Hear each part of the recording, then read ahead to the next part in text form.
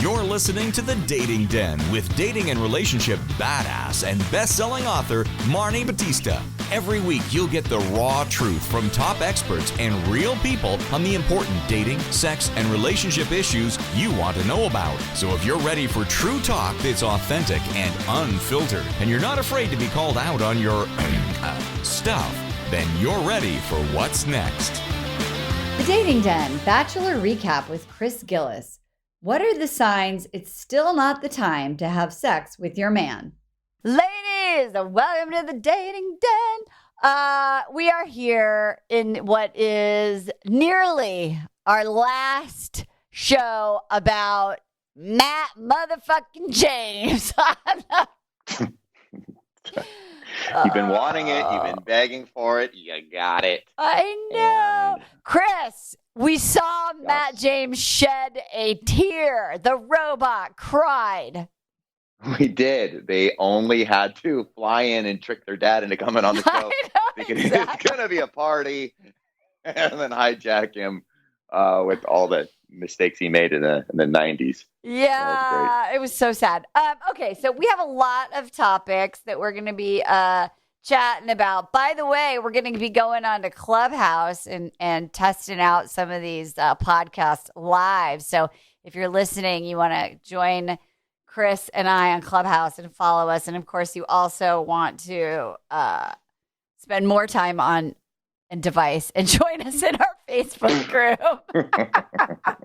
Spend more time away from your family. Exactly. Don't date. Don't leave your house. Just follow us everywhere. Be a bystander. Yeah, exactly. We're kidding. Okay. So let's talk about a couple of things.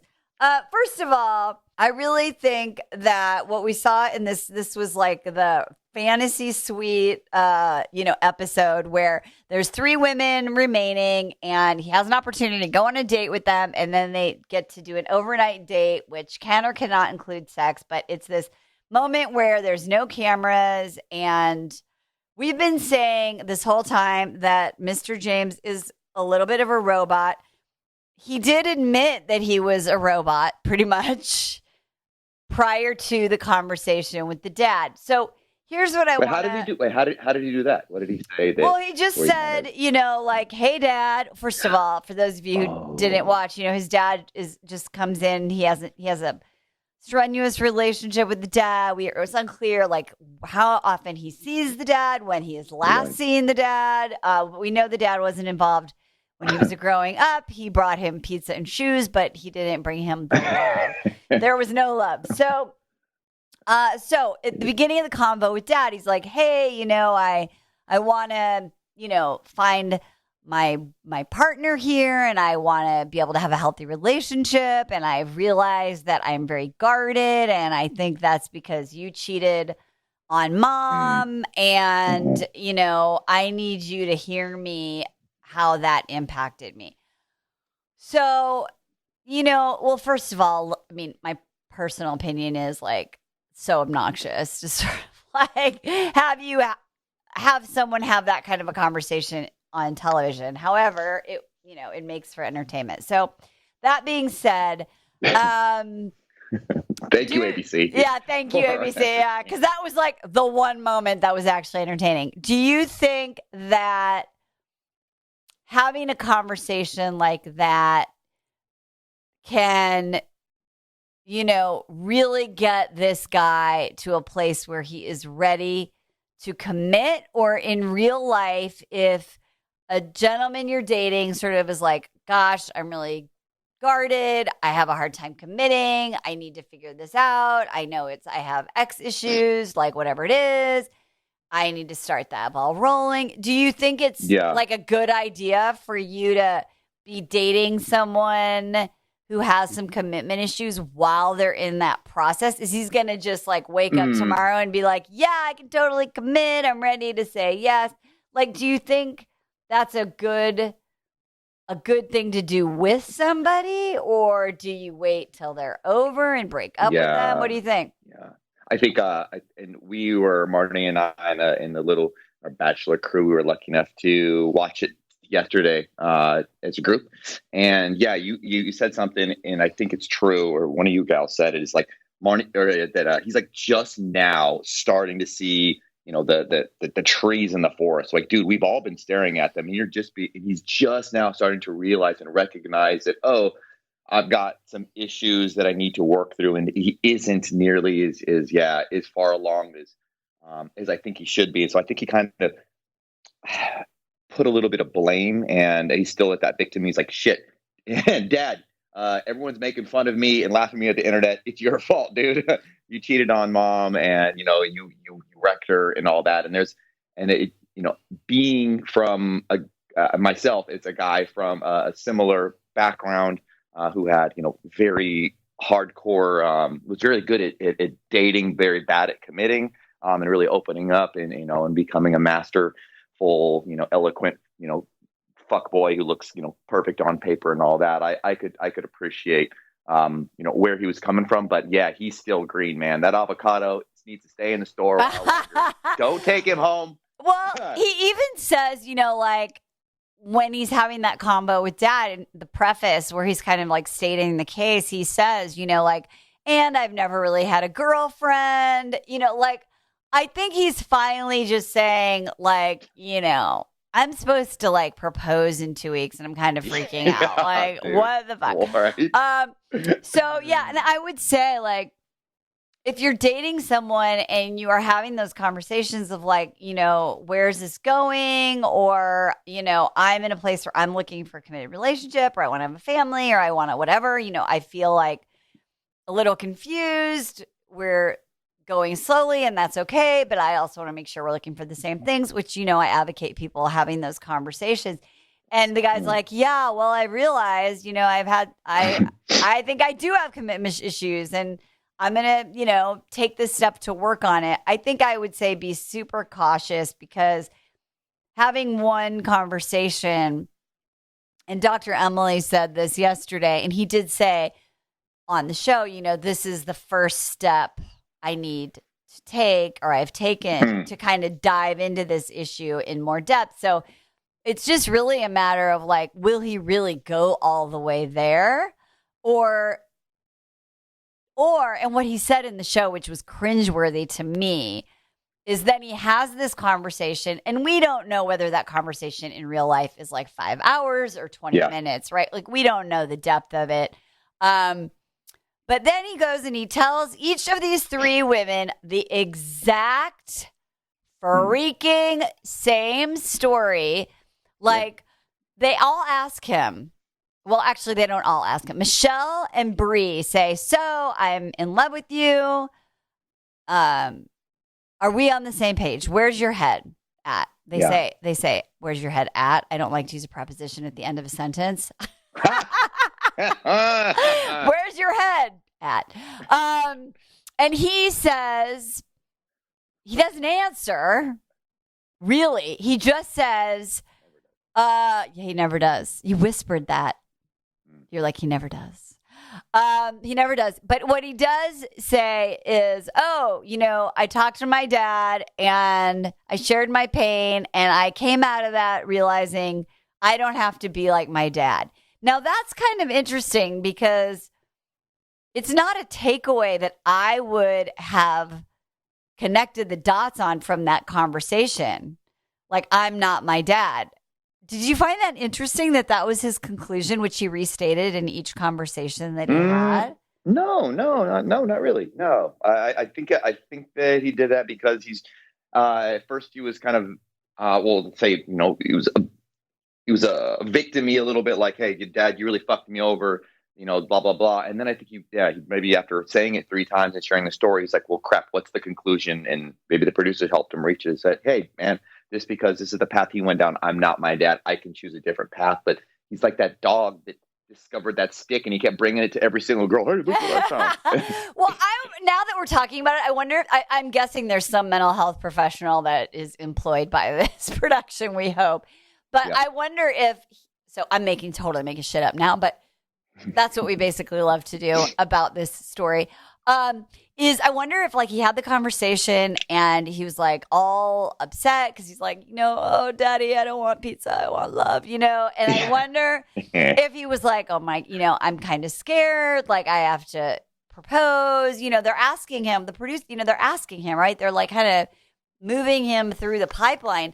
And I wonder if some producer or a mental health professional was like, no, Matt, don't be scared. That's not going to happen to you. You're not like your dad. You're not like your dad. And he was like, oh, yeah, I'm not like my dad, right? So I don't know if someone like spoon fed him that so that he would get some courage up, or if he actually had a sense of a shift in his own identity that was authentic, like, wow, like I'm free. I'm not my dad. I get to make my own choices. I couldn't really tell because he's hard to read. I don't know where his head's at. Do you think that, so he seems to be just opening up on this self discovery path on relationships a little late into his life after the nation's watching him.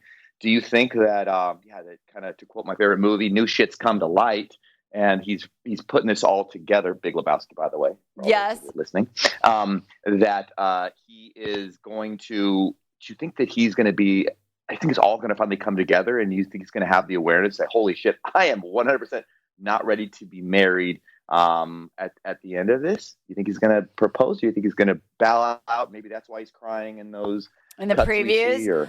I don't know. I mean, I hope for his sake that he does have that awareness. I know that in past seasons there has been moments where the Bachelor or Bachelorette, but I can probably only think of a Bachelor 3 who were like even Colton. We watched Colton together, right? At the end, he meets Cassie and he's like, she's not ready to get engaged. And he's like, that's cool. So he doesn't propose at the end. He just says like, I want to date you. And that has happened where these guys are like, I'm not ready for that. So let's just date. So, maybe he goes that way. But I'm happy that he's having the conversation. I think just like for a takeaway around what does this mean in real life, I would be, if someone is just going down this like path for the first time, be prepared to, have some bumps in the road. You might want to not date someone who's like half baked or just kind of the ingredients are going in the pan. He's like not even half baked. Yeah. And I think that's important to reiterate. I know we're being lazy today because there's so much to focus, but it's we're not saying that having a challenging past just should disqualify you or the person you're dating. I think if anything, it actually makes it much more interesting and gives the person more wisdom and layers and stories, and it's going to be more colorful. But I think what Marni, it sounds like what you're trying to say is that the cake can't just now be realizing it needs to go in the oven, but before it's ready to be dished out and served. And I think in due time he's going to get there. And I know we joke about it. I do think the dude is a great guy. I think he will make a great husband now that he is on this path. He's always just seems this, like you said, so freaking green and kind of, ignorant is still to the point of what his reality is. And we're like, no, dude, we're all looking at you. We know, there's so many different places. He's missing, the elephants in the room. And now I think he's just starting to step in enough elephant shit. He's able to talk about it. He's like the opposite of Claire Crawley, who was like, I'm in a therapy. 100%. Yeah. Okay. So let's talk about this one before we end this rapid episode. It's like rapid testing. It's a fast one. Did he lead them on? Like, what are the signs like you shouldn't sleep with your dude? And so the memes after the show last night. So we've been saying like every time someone says something vulnerable to Matt James, he says, thanks for sharing that. Or nothing. Or nothing. Well, last night the memes were like, when they're like, Matt, I really love you. I'm like in it. I see my life with you.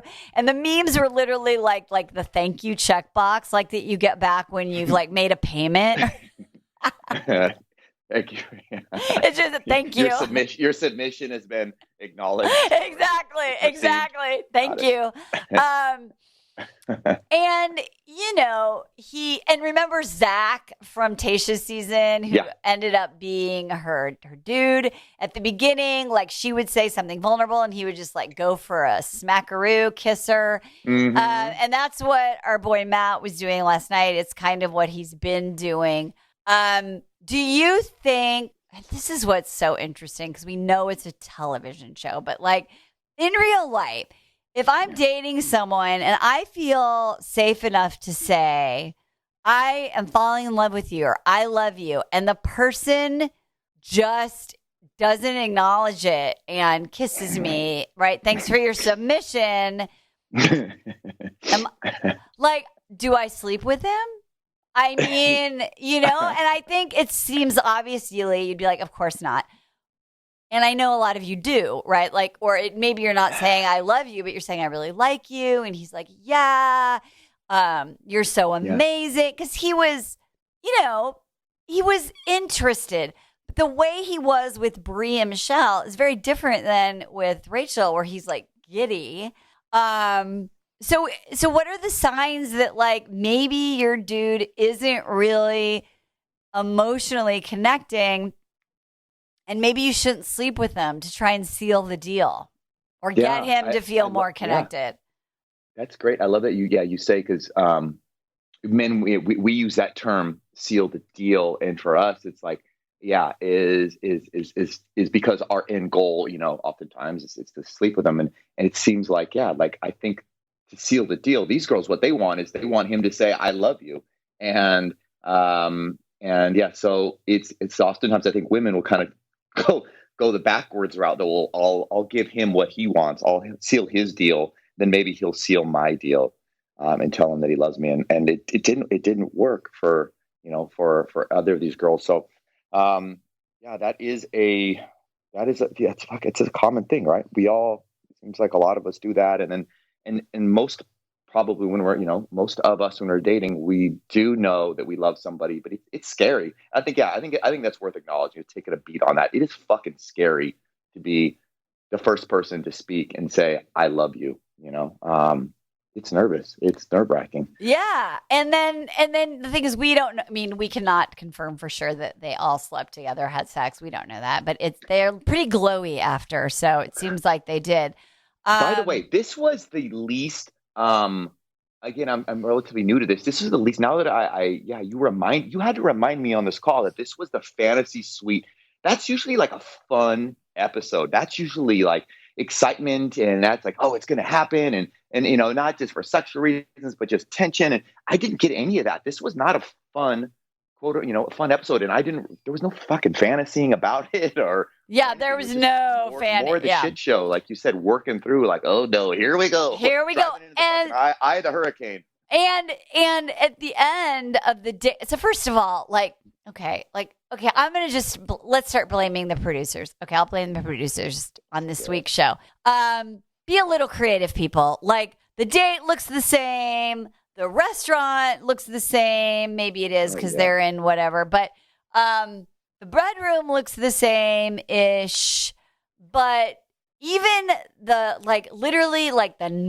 next morning, he's on the bottom, shirtless. The woman's on top, reiterating the I love you conversation, saying the same thing she said the night before. He says, thanks for the submission. It was so formulaic and non-emotional and bizarro. It was. It started with a close-up of a dark nipple, and I was like, oh, I thought it was like the chicks every time. Like, whoa, did they forget to edit that out? No, it's just Matt James's beautiful hairless. Yeah, I was like, oh god. and then it zooms out, and they're all laying on the same angle. You're right, Marni. They're all like on his left shoulder. Yeah. Insert the next girl. Weird. They shot it in submission. Like, all right, back to your marks. Yeah, exactly. Like, girl number one, get into morning after position with Matt. Thank you. It was so bad. And also, I think this was super fuckboyish. like a good-hearted fuckboy. And I was dying to ask you this last night, but I didn't because Dr. Emily was right there, and that would have been so awkward. But you know that moment where you like the girl and you like totally had a good time, and then you slept together, and then she walks away, and you could just tell, like, shit, she really likes me. He kind of like, oh, you could see his guilt and his weirdness. Yeah. And he kind of tries to shake it off. He like shakes his head and he like walks back inside. I think that I know that because I've seen that look and I felt my heart sink, like maybe I wasn't supposed to see that. But do you think I read that body language right? I think you did. He just got away with a robbery and he was like, this girl, this meant a lot more to her than it did to me. On there. Yeah, 100%. By the way, you keep blasting him for being a fuckboy. What is it? What is he doing that, the guy's in a tough situation. He's got to date 3 girls. He's in a fantasy suite, and they're all like waiting to see, how Jamaican is he? If he's going to get in there. And should he not? And he never like we're busting his balls for not saying he loved any of the girls back, except for Rachel, I believe. Did he even say that last night? No, he did say it because we all went, like a home run has been hit. Look, okay. I don't know if he's a fuckboy. I just think what I mean by that is that he is a guy who's really charming. Women will easily sleep with him. Women will easily try and convince themselves that if they do X, Y, or Z, he will open up. He will, he's got a lot of potential. I think he's really good at compartmentalizing, and this is kind of forcing him to like deal with his shit, the show maybe. But so I don't think he's an evil person. I just think he's used to sleeping with women with his eyes open at all times. He was doing it last night too. It was so weird. I love it. I know. I just think that's sort of, his thing. Like he's a hit it and quit it guy. Shake it off, go drink some beers and play pool with Tyler Cameron and rinse and repeat. All right. So we only have a couple minutes left for this like speed episode today. But don't worry, we'll be going full force next week with the grande finale. If there's one thing that you learned from this episode, the fantasy suite episode, what would that be? What did I learn from this fantasy suite? I was going to just say this, and I don't know if we don't have enough time to talk about it, but we could talk about we'll talk about it on Clubhouse in a minute. All right, we'll talk about it on Clubhouse, but it seems like how to figure out if he is the guy you're dating is he a fuckboy, or is he or is he a guy with so much potential? He's almost there, and you can change him, and he's just starting to turn the corner. He's like, yes, my dad. It's my dad. That's the reason why. And you're like, just give him more time. If I just sleep with him, or if I just give him what he wants or tell him I love him, he'll get there, sort of thing. Versus being like, yes, dude, but he's so close. Yeah, I would. Yeah, I would just be like, why don't we talk? I would date, I don't even know. We'll talk about it in Clubhouse. We'll talk about it next week. Ladies, Don't ever date a guy who doesn't know that you're supposed to kiss with your eyes closed. And when you tell him, do it with some damn dignity. We'll see you next week. Bye-bye. Hey, thanks for tuning into today's show. So if being in an intimate relationship in which you feel 100% seen, heard, and accepted by a high caliber man is a priority for you right now, and you're interested in seeing if you're a fit for working with me and my team at Dating with Dignity, here's what I want you to do. Just head over to DWD VIP, that's D as in dating, W, D as in dating, VIP.com, and book a call to speak with my team. We'll get on the phone with you for about 60 minutes, and you'll get crystal clear on what's stopping you from finding true love right now. We'll also take a look at what you want to create, what you want your whole life to look like when you're able to finally be fully expressed as a woman in a healthy relationship with an incredible guy. And if we can help you get from where you are right now to where you want to be, we will show you the fastest path possible that makes sense for you to do that. We help smart, successful women all over the world solve this one missing piece in their life so they can finally have it all. So to see if we can help you do the same thing, head over to dwdvip.com. I'm Marni Battista, and let's talk soon.